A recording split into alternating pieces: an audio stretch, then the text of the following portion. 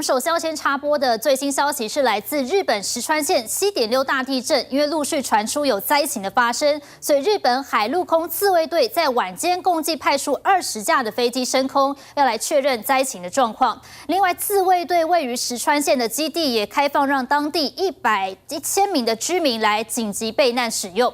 那同时呢，他们也派出上千人前往灾区救援受困居民，后续还有8500人待命，要随时的出动。这是来自日本的最新消息，所以现在我们要做的是一起帮日本来祈福，因为日本石川县这次地震达到瑞士规模7.6，而且深度呢只有10公里，是属于极浅层地震，最大震度在志贺町测到了7级震度。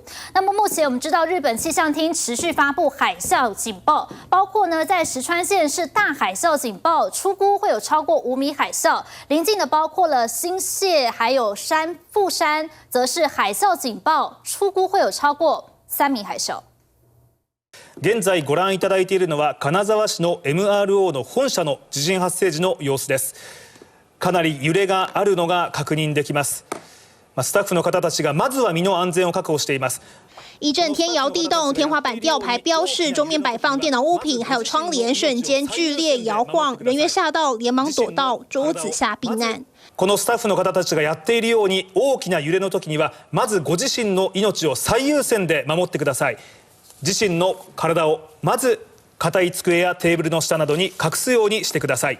四肢着地还是很难稳住重心，手紧抓桌子。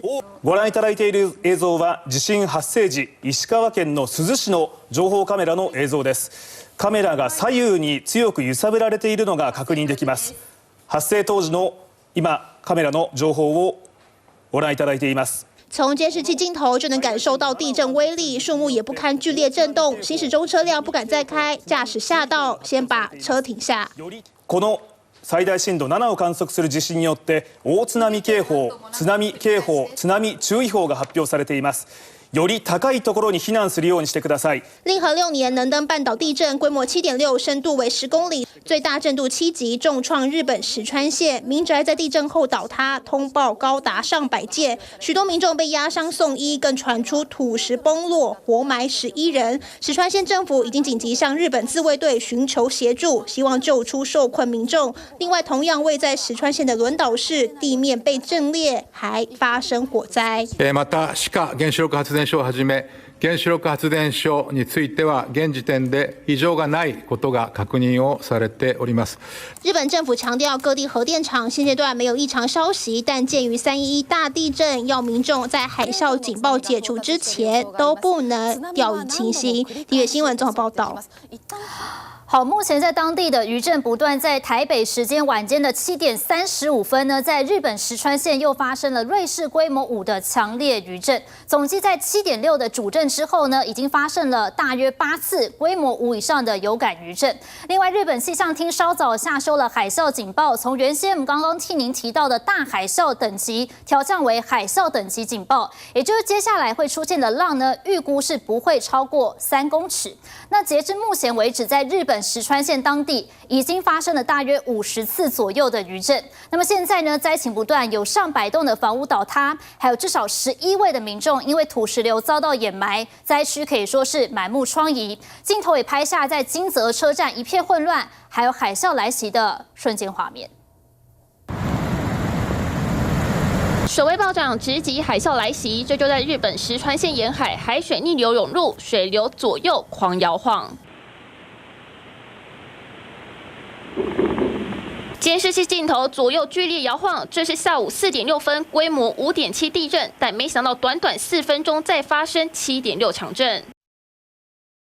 左上角的建筑物直接倒塌，甚至扬起巨大的烟尘，因为最大震度高达7，在金泽车站也是一片慌乱。车站内的超级市场架上物品一个个掉下来，民众超慌，到底要蹲下还是赶紧往外跑？剧烈摇晃也把车站变成灾难片场景，水管爆裂，屋顶不断漏水，地板都是湿的，还疑似震度太强，有地板直接裂开。警卫赶紧出来要大家离开建筑物，现场警报鸣笛声也一直响起，在旁边的长野同样很有感。哇，看到了。地震来时，屋顶积雪纷纷落下，马路上的电线杆也是超级晃。在室内长野的便利商店，不止包子蒸笼超晃，一旁的货架也晃个不停。但在等结账的外国人倒是相对淡定，还是要提醒民众切勿掉以轻心。TVBS 新闻综合报道。好，确实要小心。那目前在当地的台湾旅行团也包含了像是雄狮、东南、可乐、灿星旅游都有团客在当地。但据了解呢，目前所有的旅客都一切均安。那么当中灿星有2团受到航班的影响，所以现在滞留在日本当地。而另外呢，受到地震影响，新干线列车一度还停驶了45分钟。另外有 YouTuber 的滑雪团行程也因此延迟。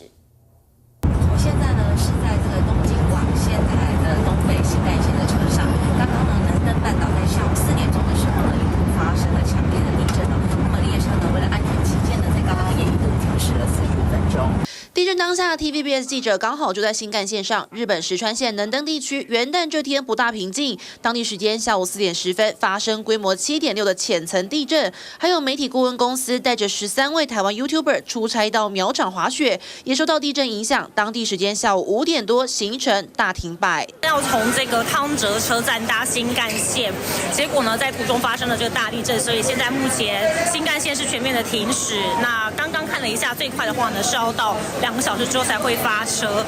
因为地震当下在公车上没有感觉，但全车手机发出地震警报。不过新干线车站旅客只能统统下车。用手机用，忽然开始叫，我还以为是我忘了关手机，但是发现就是怎么忽然整个车的那个音效有点立体，就发现这是日本版的全国的那种警报。我朋友在东京，他说他的饭店是停电的。